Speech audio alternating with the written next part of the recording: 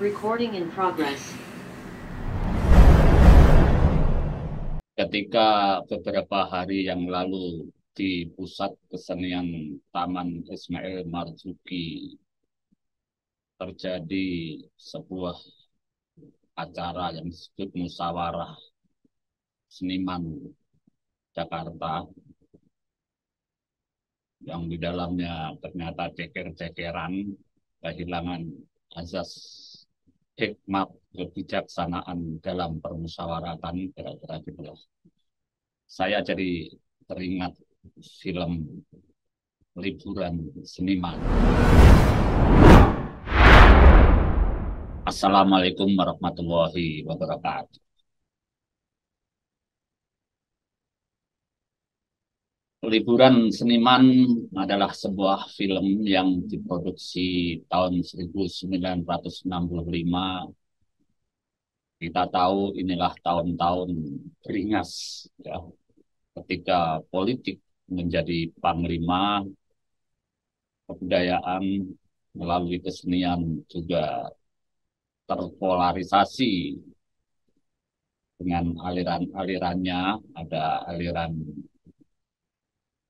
realisme sosial, ada aliran humanisme universal, ada manifest kebudayaan, ada lembaga kesenian rakyat yang kiri komunis, ada Les Bumi dan himpunan seni budaya muslim yang kanan, Islam, dan sebagainya. Perfilman atau film, karya-karya film waktu itu juga terkena pengaruhnya, yang tercermin dalam karya-karya film yang lahir pada masa itu. Liburan Seniman dibuat sebelum meletusnya G30 SPKI pada September 1965. Peredarannya sekian bulan sebelumnya, dan film ini menggambarkan puncak-puncak kejayaan dari Orde Lama yang dipimpin oleh Soekarno. Tetapi Liburan Seniman dikemas oleh sutradaranya, Osmar Ismail, sebagai sebuah drama pencarian dari para seniman untuk berkarya. Jadi mereka terobsesi untuk melahirkan sebuah karya yang sesuai dengan ideologinya, dan ideologi itu di film ini digambarkan adalah ideologi yang berpihak kepada rakyat, kepentingan rakyat, suara rakyat. Dibintangi oleh Rahmat Hidayat, Soekarno M. Nur, ada Edi Moward, ada Fendi Effendi, Mensano, Sandi Suwardi Hasan, Tiar Muslim, Mike Wijaya, Mila Karmila, dan beberapa lainnya. Kameramannya adalah Max Tera, editornya Sumarjono. Ada yang bisa kita reaktualisasikan jika kita menyaksikan kembali film ini, yaitu tentang koalisi politik, ya. Kalau dalam hal ini adalah politik kebudayaan antara para seniman, para pengusaha, hasrat untuk mendukung cita-cita besar revolusi yang dipimpin oleh Bung Karno. Di film ini digambarkan bahwa seniman atau sineas, orang-orang film termasuk di dalamnya, sangat peduli pada masalah-masalah tersebut. Kalau kita menonton film ini, kita bisa menyaksikan puncak-puncak kejayaan Orde Lama di mana kesenian menemukan ekspresinya dengan menampilkan media-media seni yang menggambarkan waktu itu lewat misalnya adalah poster-poster besar, baliho-baliho. Kalau sekarang mungkin semacam mural atau graffiti gitu ya. Di dinding-dinding kota, dan di antaranya itu adalah karya tokoh bernama Rutaf, pelukis gitu ya, yang diperankan oleh Rahmat Hidayat. Di film ini digambarkan Rahmat Hidayat adalah atau Rutaf itu adalah pelukis yang sering mengalami kegagalan. Garis besarnya film ini bercerita tentang Suromo, Soekarno Hatta yang memerankan. Dia ini seorang pengarang, seorang sastrawan, ya, sangat mengagumi amanat pemimpin besar Revolusi Bung Karno tentang revolusi, maka dia melakukan perjalanan untuk bisa mewujudkan, membuat karya seni yang mengabdi kepada amanat penderitaan rakyat. Kira-kira gitulah. Nah, seniman ketiga yang digambarkan pada film ini tokohnya bernama Kajiman, diperankan oleh Mensano. Dia adalah sutradara film. Nah, sutradara film ini banyak perdebatan di situ tentang film. Yang antara lain yang utama adalah dia ingin membuat film yang memiliki ideologi kerakyatan sama dengan Soekarno tadi, yaitu membuat film yang mengabdi pada amanat penderitaan rakyat, gitu ya. Karena waktu itu kata film ini banyak orang-orang film lebih berorientasi pada film-film komersial, patokannya film yang laku lah. Di situ digambarkan ada produser juga yang mencak-mencak kepada sutradara ini, kamu itu hanya teori, tapi nggak ngerti kenyataan bahwa film yang laku itu adalah yang begini. Keadaannya kayak sekarang lah, ya.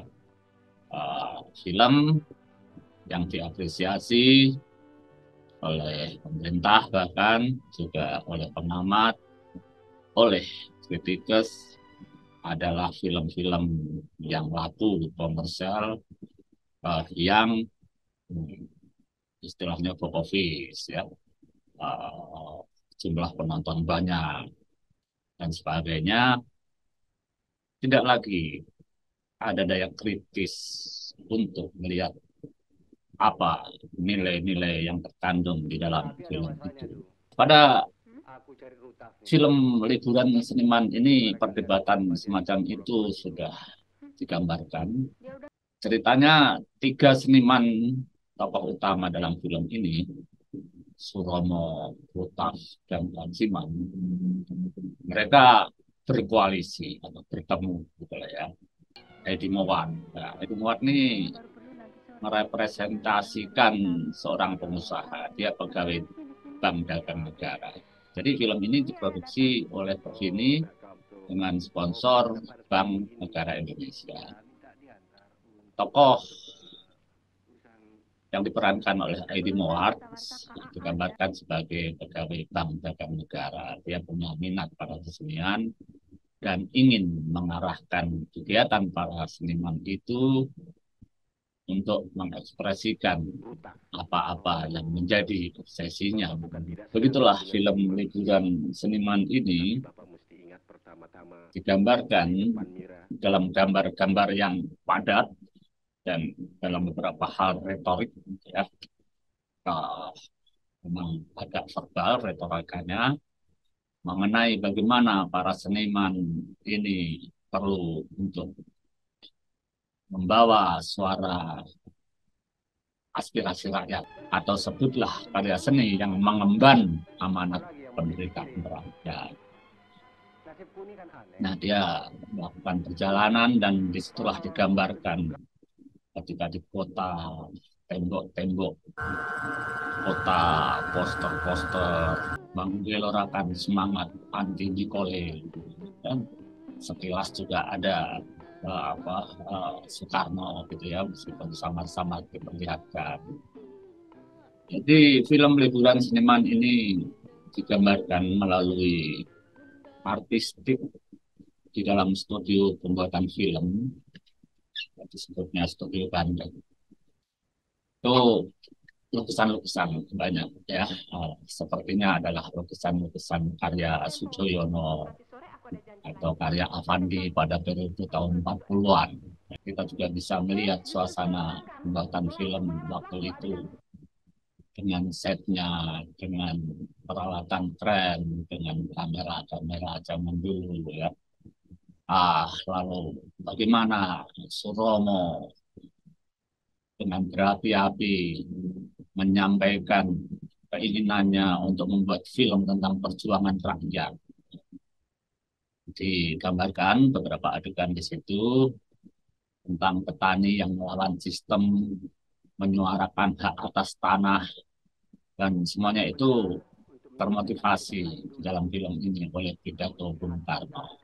Ada alur lain yaitu tentang Mira, anak orang kaya yang kemudian jatuh cinta pada Lutaf. Pelukis itu ada istri Suromo yang digambarkan sering meratapi suaminya karena suaminya sering berkelana akibat tadi kebuntuan atau kegamangan melahirkan karya-karya sastra. Kemudian ada juga tokoh Gilani yang jatuh cinta pada seorang lelaki terlinde gitu ya, diperankan oleh Sani Suwadi Hasan, dan lelaki ini sangat peduli pada pembuatan film itu dengan latar belakang yang nggak jelas tapi terlente dan selalu memperhatikan, memberi janji, memberi harapan di dalam proses pembuatan film itu. Di ujung cerita orang ini dikirim ke polisi dan dimasukkan ke sel tahanan. Nah, di film ini juga ada tokoh Tiko gitu ya, yang perempuan yang menjadi asisten sutradara. 4 perempuan ini juga ikut menyusuri Jakarta seperti yang dilakukan oleh Suromo Soekarno itu. Nah, disitulah bagaimana perayaan 10 tahun Asia Afrika dan kelahiran kekuatan baru non-blok gitu ya, Asia Afrika gitu ya, itu langsung. Liburan seniman pada hari ini bisa kita ulas sebagai sebuah film yang menampilkan puncak kejayaan Orde Lama sebelum akhirnya Orde Lama jatuh, bahkan diikuti oleh jatuhnya Bung Karno karena peristiwa pengkhianatan G30 SPKI yang diwarnai dengan pembunuhan jenderal-jenderal ya, yang kemudian tentu saja berlanjut dengan pembunuhan-pembunuhan yang lain yang kemudian menjadi sebuah gerakan beringas yang luar biasa di saat negeri. Itulah yang mengubah sebuah rezim dari Orde Lama menjadi Orde Baru. Pada masa itu gerakan kesenian atau gerakan kebudayaan melalui lembaga kesenian rakyat atau lembaga kebudayaan rakyat Lekra yang merupakan undergo dari partai terbesar yaitu Partai Komunis Indonesia sangat berpegang peranan dan mengambil banyak peran di dalam kegiatan-kegiatan politik termasuk di Konferensi Asia Afrika. Sedangkan kita tahu bahwa Osmar Ismail ini adalah orang yang berseberangan dengan visi ideologi kesenian Lekra. Osmar Ismail bersama Asrul Sani dan Jamaluddin Malik kemudian mendirikan organisasi yang bernama Leskumi, Lembaga Seni Budaya Muslim, yang bernama di bawah Nahdlatul Ulama, dan dua organisasi kesenian ini berhadapan dengan sangat tajamnya. Tetapi dalam film Liburan Seniman ini terjadi sebuah koalisi kreatif gitu ya, sebuah koalisi estetik. Usmar Ismail tidak segan-segan dan menampilkan kehebatan, kemegahan, kejayaan dari rezim ulama itu, bahkan arah kesenian yang ingin ditampilkan dalam film ini juga yang berdasarkan dari amanat penderitaan rakyat yang digulirkan oleh Bung Karno. Dan di dalam artistik film itu juga tampil karya-karya seni yang mencerminkan seperti lukisan, baliho, poster dan sebagainya, itu juga menampilkan ekspresi-ekspresi yang hari ini bisa kita katakan menjadi ekspresi dari seni kiri. Jadi ada koalisi estetik, koalisi kreatif yang tetap berlangsung di tengah pertentangan politik yang sangat polaris, gitu ya, yang sangat tajam. Dalam film Liburan Seniman, kita bisa belajar tentang adanya koalisi estetik, ya, koalisi kreatif antar seniman-seniman itu di tengah hiruk pikuk pertikaian politik dan jor-joran klaim kehebatan atas sebuah prestasi politik itu, dan tetap fokus. Mereka ingin berkarya, mereka yang sastrawan, yang pelukis, yang pembuat film ingin berkarya dengan mewujudkan apa yang menjadi amanat penderitaan rakyat. Semacam pelajaran seperti itulah yang bisa kita petik dari film Liburan Seniman. Jadi musyawarah seniman itu perlu, koalisi ideologi estetik seniman itu perlu, tetapi tidak harus seniman larut di dalam pengabdian pada rezim dengan membagi buta, meskipun di tengah masyarakat sendiri pada saat-saat seperti sekarang ini juga langsung polarisasi yang tajam, ya, antara kelompok-kelompok kepentingan kekuasaan. Film Liburan Seniman bisa menjadi pelajaran bagi pelaksanaan musyawarah seniman Jakarta yang kemarin berlangsung diwarnai pertikaian di antara seniman sendiri, ya, dan rasa-rasanya yang menjadi sumber pertikaian itu bukan masalah ideologi estetik dari dasar-dasar karya seni, melainkan lebih berorientasi siapa bisa menduduki kursi kekuasaan yang memiliki akses untuk fasilitas-fasilitas dari negara.